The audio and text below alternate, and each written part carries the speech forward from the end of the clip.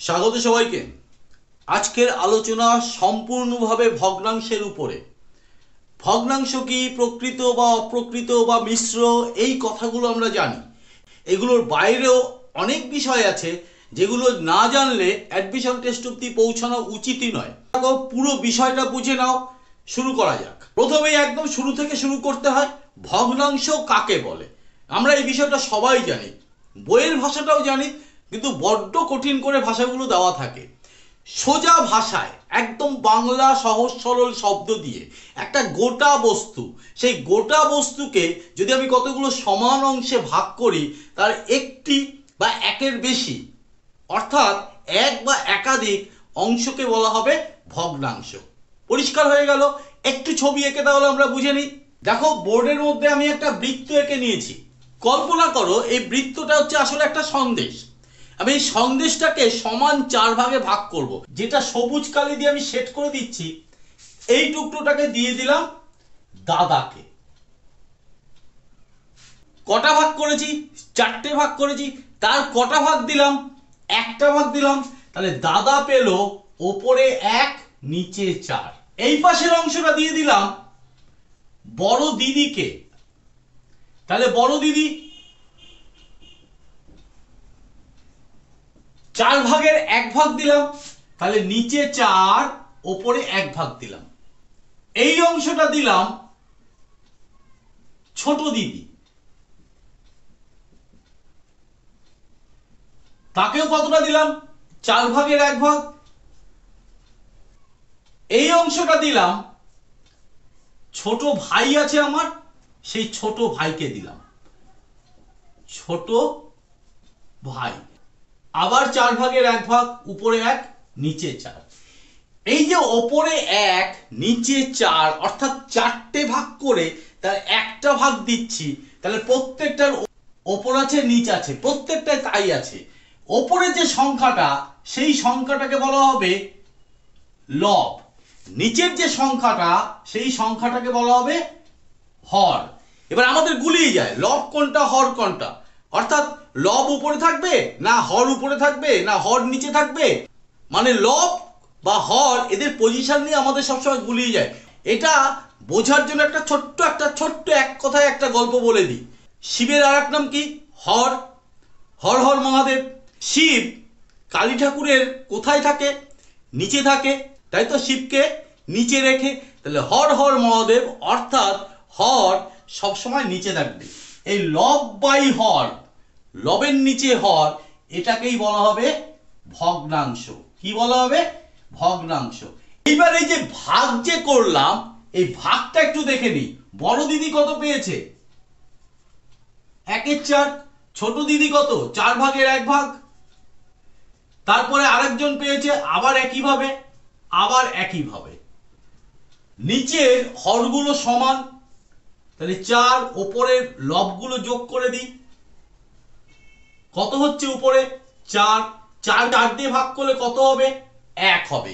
তাহলে গোটাকে সবসময় ভগ্নাংশের ক্ষেত্রে 1 ধরে নেওয়া হয়। পরিষ্কার হলো? বোর্ডের মধ্যে ভগ্নাংশের সম্পূর্ণ শ্রেণীবিভাগটা একদম স্পষ্ট করে লিখে দিয়েছি। এই প্রসঙ্গে একটু বলে দিই, অনেক সময় অবজেক্টিভে চলে আসে লব এবং হরের মধ্যে সম্পর্ক কি, দুটো ড্যাশ দিয়ে দিতে পারে। শুনে রাখো, লব এবং হর হচ্ছে ভাজ্য ভাজকের সম্পর্ক। অর্থাৎ ওপরেরটা হচ্ছে ভাজ্য, নিচেরটা হচ্ছে ভাজক। তাহলে প্রকৃত ভগ্নাংশ কি? প্রকৃত ভগ্নাংশ সবসময় হর লবের থেকে বড় হবে। ঠিক এইভাবে মনে রাখবে। এবার তুমি নিজে বানিয়ে নাও সংজ্ঞাটা। যে ভগ্নাংশের হর লবের থেকে বড় হয় তাকে বলা হবে প্রকৃত ভগ্নাংশ। অপ্রকৃত নিশ্চয়ই আমাদের অসুবিধা হবে না বুঝতে। এক্ষেত্রে জাস্ট এই সম্পর্কটা উল্টে যাবে। লব কার থেকে বড় হবে? হরের থেকে বড় হবে। তাহলে নিজেরাই সংখ্যাটা তৈরি করো। যে ভগ্নাংশের লব হরের থেকে বড় তাকে বলা হবে অপ্রকৃত ভগ্নাংশ। জাস্ট এইটাকে উল্টে দাও, তাহলেই হবে। খেয়াল করে দেখো, ওপরেরটা বড়। একটু আগে কি বলেছিলাম? ভগ্নাংশ হলো ভাজ্য ভাজকের সম্পর্ক। তাহলে ভাজকটা তো ছোট হয়ে গেল, তাহলে ভাগ করা যাবে। তাহলে ধরো রাফে যদি আমি ভাগ করে নিই, তাহলে 3 দিয়ে 7কে ভাগ করলাম, 3 দুয়ে 6, নিচে 1।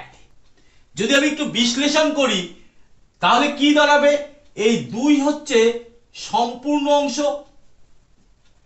পুরোকে ভাগ করা গেল না, 3 দিয়ে ভাগ করা হচ্ছে, ভাগ করার পরেও কিছুটা অবশিষ্ট থাকলো, সেই অবশিষ্টটা কি, অবশিষ্টটা হচ্ছে এই 1, কত দিয়ে ভাগ করছি 3, এটা অবশিষ্ট। ক্লিয়ার? তার মানে এটাকে লেখা যায় 2 যোগ 1 এর 3। এই যোগ চিহ্নটা যদি তুলে দেওয়া যায় তাহলে 2 পূর্ণ 1 এর 3। ক্লিয়ার? এইটাই কিন্তু তোমার চলে আসলো মিশ্র ভগ্নাংশে। এই জায়গাটাকে দুটো পার্ট করে দিই, এইটা কিন্তু স্বাভাবিক সংখ্যা,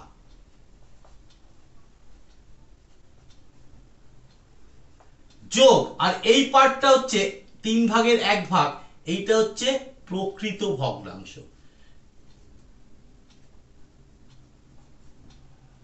অর্থাৎ মিশ্র ভগ্নাংশ সমান কি দাঁড়িয়ে গেল, মিশ্র ভগ্নাংশ সমান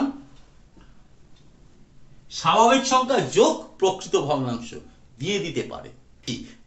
এইবার আলোচনা করব সরল এবং জটিল একত্রে আলোচনা করব। আলোচনা করার আগে দুটো শব্দ সবসময় মাথায় ঢুকিয়ে নেবে, একটা হচ্ছে খণ্ড আর একটা হচ্ছে অখণ্ড। অখণ্ড মানে আস্ত। এই যে প্রকৃত আর অপ্রকৃতির যতগুলো উদাহরণ দিয়েছি তার লবের দিকে এবং হরের দিকে তাকিয়ে দেখো, 2, 9, 3, 7, 7, 3, 9, 2, আরো অনেক কিছু হতে পারে। লব বলো বা হর বলো, যাই বলো না কেন, প্রত্যেকটা দেখো অখণ্ড সংখ্যা, প্রত্যেকটা অখণ্ড সংখ্যা। এই অখণ্ড সংখ্যা দিয়ে লব এবং হর যদি হয় তখন তাকে বলা হবে সরল ভগ্নাংশ। তাহলে সরল ভগ্নাংশ কি হলো, লব বা হর অখণ্ড হবে। তাহলে সংজ্ঞাটা তুমি নিজেই করে নাও, অখণ্ড হবে। সংজ্ঞাটা কি, যে ভগ্নাংশের লব অথবা হর উভয়েই অখণ্ড সংখ্যা দিয়ে তৈরি তাকে বলা হবে সরল ভগ্নাংশ। তার উল্টোটা তাহলে কি হবে, জটিল ভগ্নাংশটা কি, লব অথবা হর যে কোনো একটা খণ্ড সংখ্যা, অথবা লব এবং হর দুটোই খণ্ড সংখ্যা হতে হবে। কিরকম সেটা, আগে সংজ্ঞাটা দিয়ে নি, লব বা হর অখণ্ড, 2 তার নিচে 3 হতেই পারে, বা 2/3, বা উপরে লিখছি 1/2 তার নিচে 2/3, সব জটিল ভগ্নাংশের উদাহরণ। নেক্সট, গর্বিত বা মৌলিক।